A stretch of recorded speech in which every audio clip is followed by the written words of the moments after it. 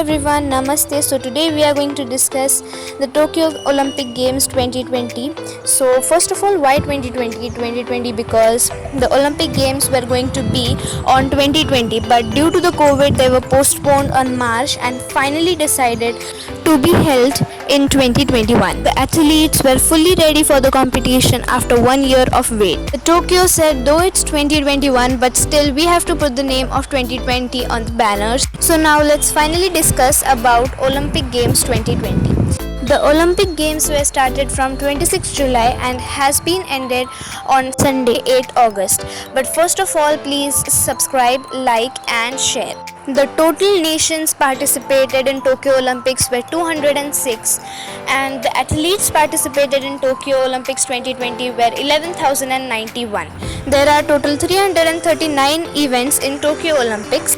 That was a really proud moment to see the champions of India playing over there on the land of Tokyo. So now let's discuss about the participants and the athletes participated from India.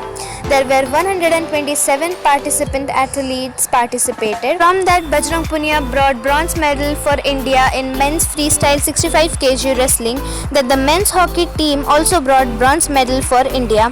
Lavalina Borgohain brought bronze medal in boxing, and then PV Sindhu also brought bronze medal in women badminton singles. There are total 4 bronze medals for India in Tokyo 2020. Then next is for silver. Ravi Kumar Daya in men's 57 kg wrestling brought silver medal. Mirabai Chanu also brought silver medal for India in Tokyo.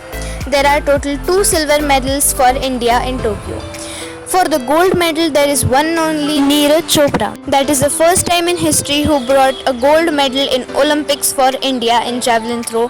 He is a fantastic javelin thrower and he throwed the javelin at the point of 87.58. That was a really proud moment for all Indians. So please like, share and subscribe. Meet you in the next video. #Jimreva.